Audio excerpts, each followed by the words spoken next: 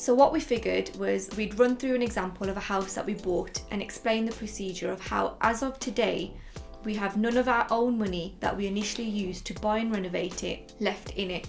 But if we were to sell it at market value today, we'd walk away with £37,500, subject to capital gains tax, of course, before anyone says anything in the comments. So let's get started.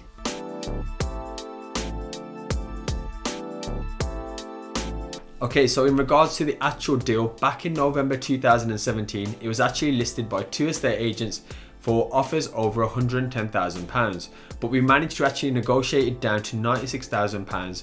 Now at this point we had to use a bridge, which is basically like a loan that can be used in certain situations for buying properties.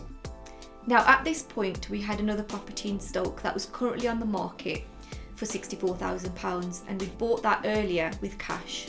Yep, that's correct. And that was actually kind of like a BRR as well. So anyway, for this particular house, the agent explained the property was part of a property fund. And I think this may be useful if you ever stumble across it in your own journey.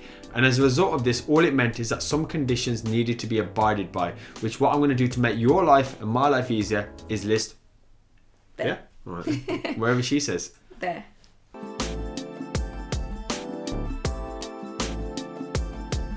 It's also worth noting that the £96,000 that we offered wasn't us just trying to get a bargain. It was a calculated offer, right? Yeah, absolutely. Of course, bargains are good, but we had to calculate this. You see, one of the things I knew was that there was 2 sales on that road which had gone for £140,000 in the last 12 months. And with my experience, I knew between £15,000 and £20,000 of work would be needed to get this property in that condition. So I figured anything under £100,000 would make this a very, very nice deal, even if I flipped it as well, which actually was my initial goal. Now, I have some crazy spreadsheets I used, which may not mean much to you guys, but here are some outline figures of exactly what happened. And if you stick around to the end, what I'll do is I'll break down the method in a little bit more detail so you can really try and understand it for yourselves. But effectively, the money I'd personally put in out of my own pocket was literally returned to me bar £500. All the loans were paid off, and now the home was on an interest-only mortgage of around £150 or something. £150 a month, yeah. Yeah, that's right, yeah. So fortunately, another thing with this particular property is that we knew the road and we knew the demand for rentals was really, really high as well, like stupidly high. Yeah, and I remember that day so clearly because we literally had 30 plus viewings sorted in the first 2 days for people to move in. And actually people were so keen on that property that they were happy to offer above market rate as well. Yeah, we had a bit of a competition going on. Yeah, we had quite a lot of people. Exactly. So yeah, it went really, really well for us in terms of where it was based and the actual deal itself. But just before I jump into simplifying the BRR model for yourselves, there are a few things that I want you all to just know and take away. So we've got 5 points here for you all. So the first is to know your renovation costs. This is so important. So getting the right builders, getting the right work done for that particular project is an absolute must.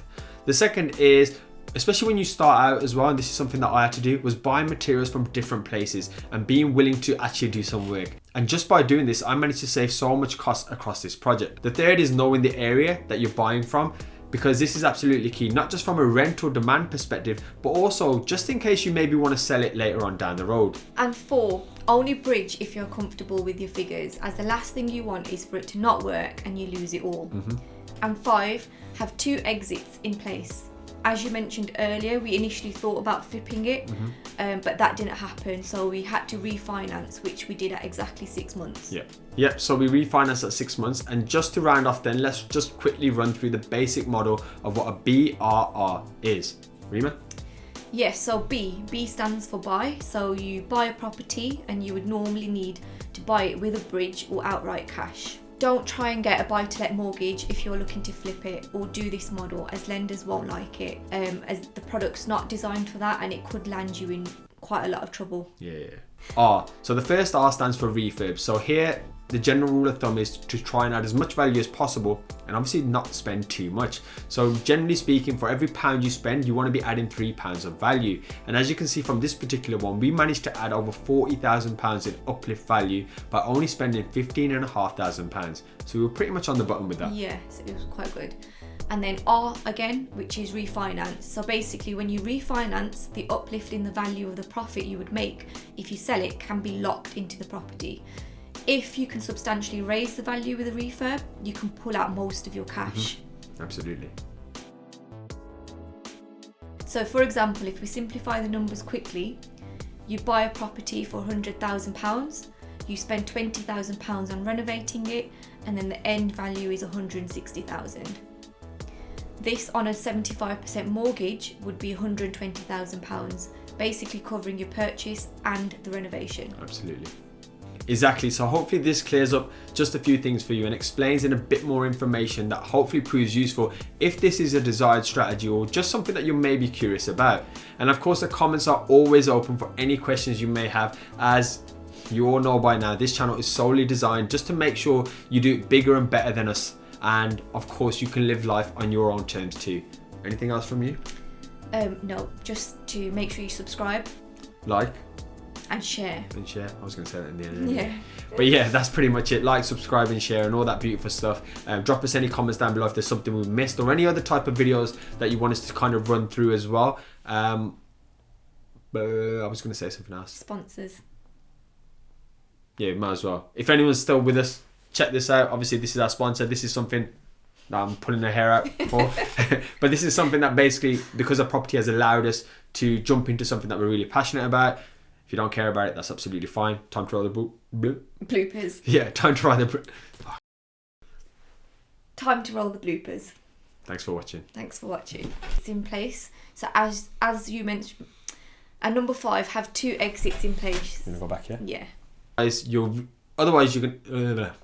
That's it. The second is now and this included some conditions that needed to be abided by. Blah, blah. You know, you try and go off script too much. Yeah.